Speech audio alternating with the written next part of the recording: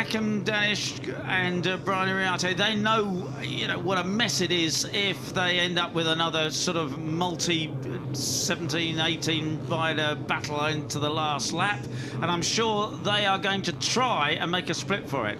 Not easy at all, but as we saw yesterday, the race pace wasn't as corner. Who's going to be brave on the brakes? Up the inside. No, it's Brian Iriarte who has it covered and sweeps through the first right-hander. Oh, very, very delicately back from Jerez, the first round of the year. You've got Gonzalez in 5th as well, Peter. Yes, and already the 70 of Christian Daniel Jr. looking for... Impatient behind the 51 of Iriarte, switches towards the inside line, and Daniel goes for the lead, but thinks better of it through Arabiato. Close childhood friends, they've grown up racing each other all along, and as they're getting all involved, it is Britama who goes through into the lead. And this, yeah, he's actually nerfed wide by Marco Morelli yesterday. That's why Morelli, the Argentinian, got his long lap penalty, but all cleanly through today. Look at the number 7. Disappointing the last couple of races, obviously trying to put that right.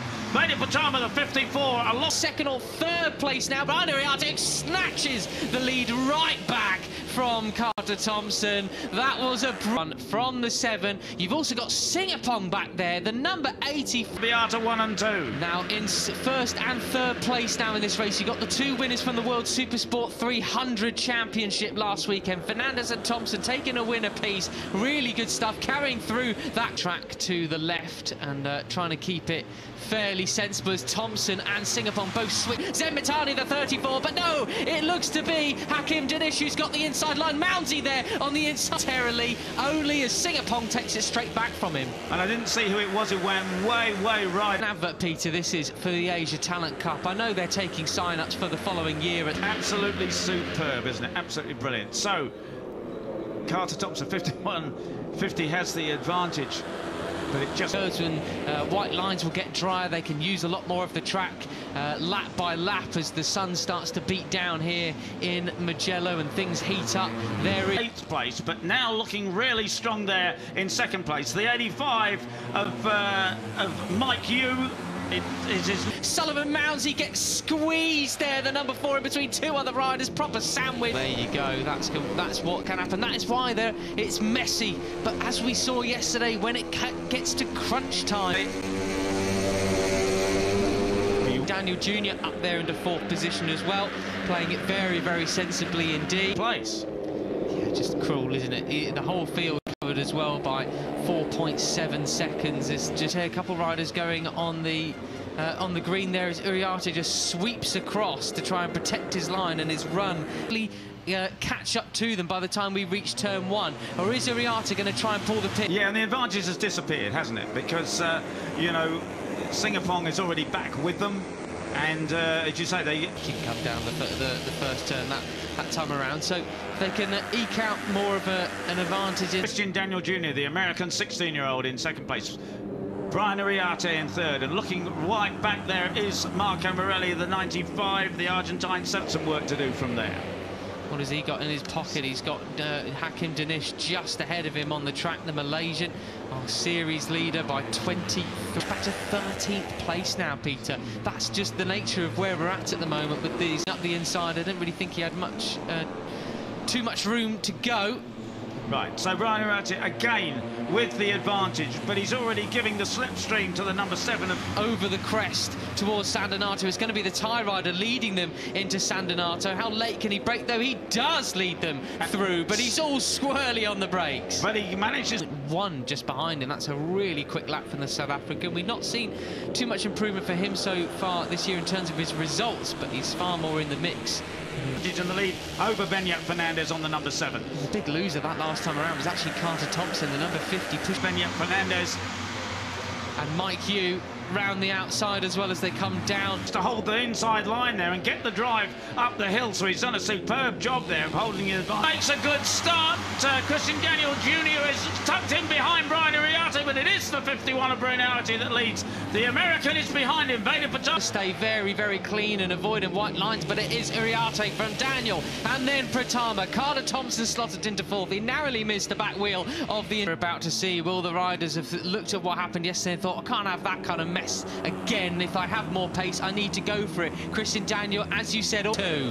And that's where he makes his move, or tries at least, as Uriarte says, no way! Two are mucking each other up, and Veda just took advantage of that absolutely superbly with the cleanest overtaking move up the inside. Wonderful stuff. We just passed the point of the circuit yesterday where Karpushin's race came undone. Yaroslav, the number 17, already up into the podium positions. And Benyat Fernandez, of course, he's already had a win in race 2 at Le Mans, so we know Brian Uriarte on the 51, and up the inside is the 50 of Carter Thompson, the Australian. And look at the 13 of Hakim Danish as well, that series lead. It's only 3 seconds covering the whole grid at the moment, so 51 it is Brian Uriarte with the advantage. Well then, through the chicanes on the grid, Peter, goodness gracious me. Well, as I think, you know, it looks so far, and there's the 7. What a great move from Benyat Fernandez, goes past Uriarte, has the advantage again, out onto the start and finish to complete lap 2.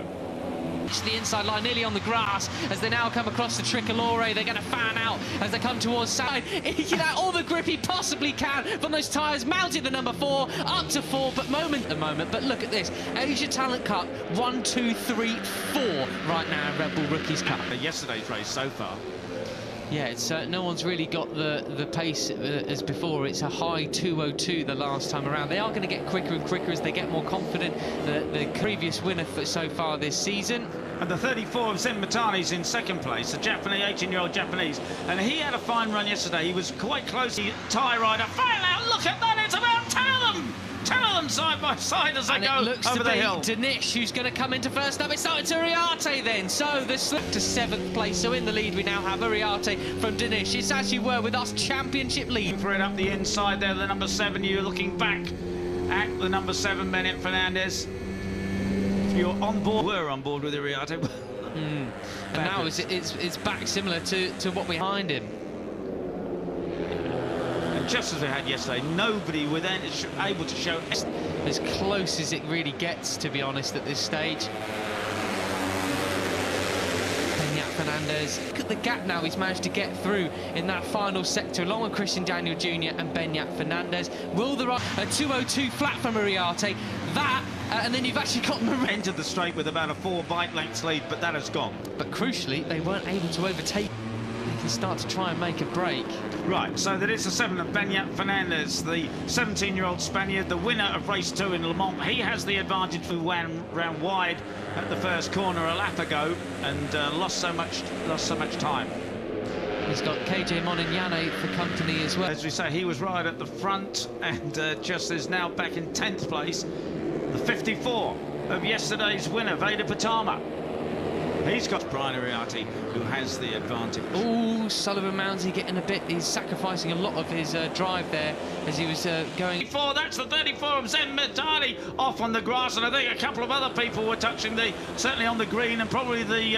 Well, there you go. You can't count him out, can you, Marco? This is the novel series. It's him and Pratama going into third now.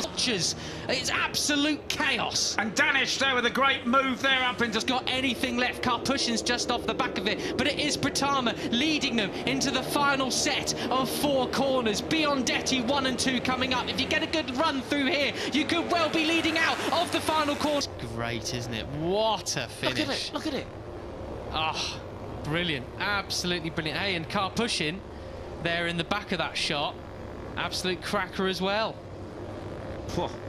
Wow.